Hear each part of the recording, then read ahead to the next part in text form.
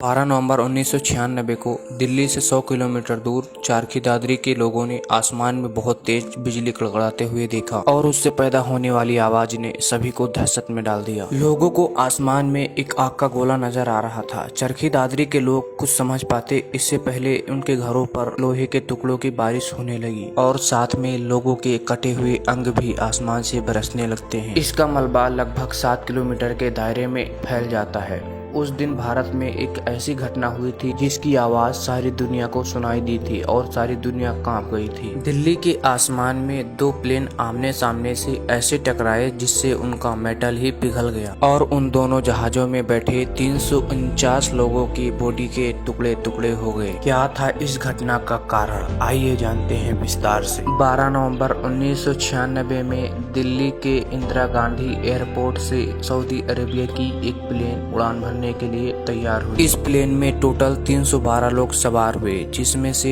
231 लोग इंडिया के थे जो दुबई में काम ढूंढने के लिए जा रहे थे। भारतीय टाइम के अनुसार यह प्लेन शाम के 6 बजे उड़ान भरती है। फ्लाइट में बैठे लोग इस बात से अनजान हैं कि इनकी ओर एक बहुत बड़ा खतरा बढ़ता आ रहा है जो इनकी प्लेन को चकनाचूर करने वाला है। दरअसल कजाकिस्तान देश से शिमकेंट इंटरनेशनल एयरपोर्ट से कजाकिस्तान का एक चार्टर्ड प्लेन उड़ान भरता है दिल्ली के लिए। इसमें कुछ कपड़ों के व्यापारी बैठे थे और इस प्लेन में 37 लोग सवार थे। इस प्लेन को दिल्ली के इंदिरा गांधी एयरपोर्ट पर लैंड करना था। दरअसल 1996 में ये एयरपोर्ट इतना आधुनिक नहीं था। उस समय इस एयरपोर्ट का एक बड़ा हिस्सा इंडियन एयरफोर्स के लिए रिजर्व था, इसलिए दिल्ली से आने और जाने वाले जहाजों के लिए एक ही एयरवे मौजूद था। दरअसल एयरवे जहाज को आने और जाने के लिए पाथ होता है और सब इसी पाथ पर उड़ते हैं। ये बिल्कुल ऐसे ही होता है जैसे सड़क पर गाड़ियां चलती हैं और उस पर अलग अलग ट्रैफिक लाइंस होती हैं। उसी तरह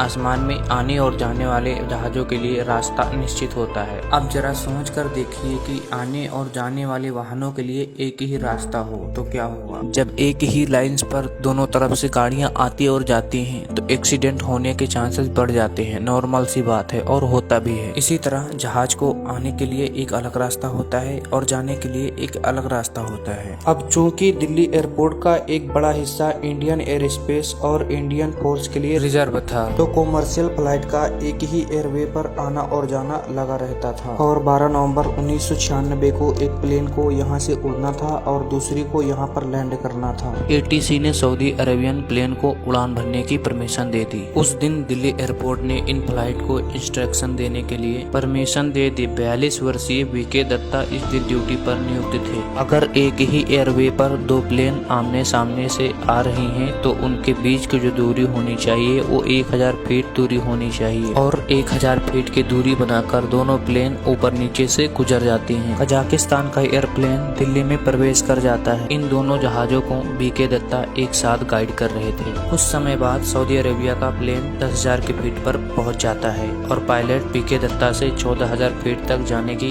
क्लियरेंस मांगता है और VK Datta Saudi Arabian plane के पायलट को 14,000 फीट पर जाने की परमिशन दे देते हैं और सऊदी अरेबियन प्लेन 14,000 की फीट की ऊंचाई पर पहुंचकर उड़ान भरने लगती है। उस समय दिल्ली एयरपोर्ट पर एक ही प्राइमरी रडार था जो मॉनिटर पर प्लेन को ब्लैक करके दिखाता था। प्लेन कितनी ऊंचाई पर उड़ रहा है, उसकी रफ्तार कितनी है, इन सब की जानकारी एक छोटे रडार पर मिलती। लेकिन इस समय दिल्ली एयरपोर्ट पर सेकेंडरी रडार था ही नहीं, इसलिए ATC को प्लेन की ऊंचाई और रफ्तार के लिए उसके पायलट पर ही निर्भर रहना पड़ता था। VK दत्ता कजाकिस्तान के एयरलाइन को 15,000 की फीट पर आने के लिए बोलते हैं और पायलट को बोलते हैं तुम्हारे नीचे से सऊदी अरेबियन एयरलाइन गुजरने वाली है तो 1000 फीट का वर्टिकल डिस्टेंस बनाए रखें। VK दत्ता अपने रडार के मॉनिटर पर इन दोनों प्लेन को सामने आते देख रहे हैं। दोनों डॉट सामने से आते जा रहे हैं और देखते देखते दोनों डॉट आके आपस में मिल जाते हैं। अब इन दोनों डॉट को एक दूसरे से आगे निकलना था लेकिन ये दोनों डॉट फ्यूज होकर मॉनिटर से गायब हो जाते। VK दत्ता समझ चुके थे कुछ न कुछ अनहोनी हो चुकी है। इधर दिल्ली से 100 किलोमीटर दूर चरखी दादरी के लोगों को आसमान में दिखाई देता है कि आसमान एकदम से पूरा जगमगा उठा है जैसे कोई बिजली कड़की हो और उन्हें बहुत तेज से धमाके की आवाज सुनाई देती है और आसमान से लोहे के टुकड़े बरसने लगते हैं। दोनों प्लेन आपस में टकरा चुके थे। इधर VK दत्ता एयरलाइन से बार बार संपर्क संपर्क करने की कोशिश करते हैं पर संपर्क नहीं कर पाते। उसी समय वहां अमेरिकन एयरफोर्स का एक प्लेन गुजर रहा था तो उन्होंने एटीसी को बताया कि हमने आसमान में बहुत तेज से बिजली कड़कती हुई देखी है। इसी के साथ बीके दत्ता का शक यकीन में बदल जाता है। इधर क्रैश साइट पर कई किलोमीटर के दायरे में लोगों की लाशें और प्लेन का मलबा बिखर चुका था। ये इतिहास की पहली ऐसी घटना बन जाती है जिसमें दो प्लेन आसमान में टकराकर चूकनाचूर हो गए हों। आखिर गलती कहां पर हुई? क्या बीके दत्ता ने कोई गलती कर दी है या एयरप्लेन के पायलटों ने गलती कर दी है या एयरप्लेन में ही कोई दिक्कत था? इसके लिए घटना की तहकीकात चालू की जाती है। घटना के अगले ही दिन दोनों प्लेन के ब्लैक बॉक्सेस को खोज लिया जाता है और इनको डिकोड करने के लिए आगे भेज दिया जाता है। लेकिन ब्लैक बॉक्सेस में मौजूद डाटा को डिकोड करने के लिए अभी बहुत टाइम था। जब तक इन्वेस्टिगेशन टीम इस घटना के अन्य पहलुओं को समझने के लिए जुटी। मेनली प्लेन के आपस में टकराने के तीन ही कारण हो सकते थे। पहला,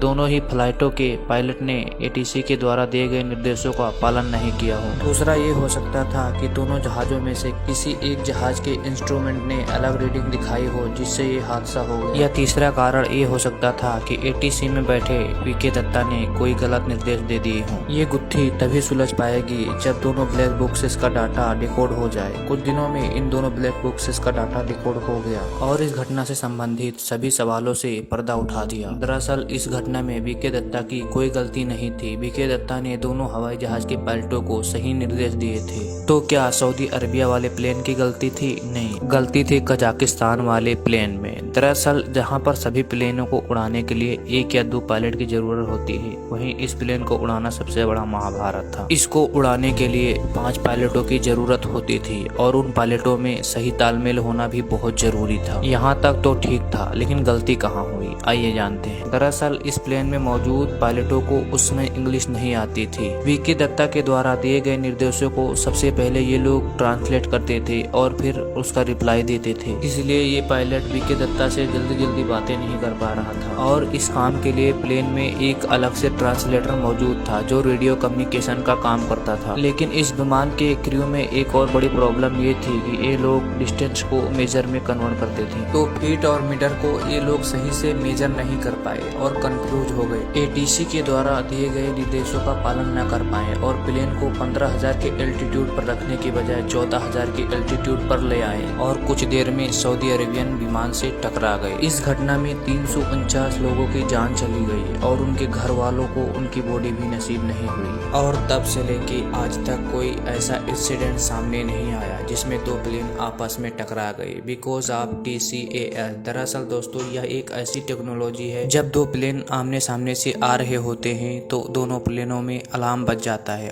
और ये सिस्टम हमें बताता है कि किधर मुड़ना है जिससे इस हादसे को टाला जा सके।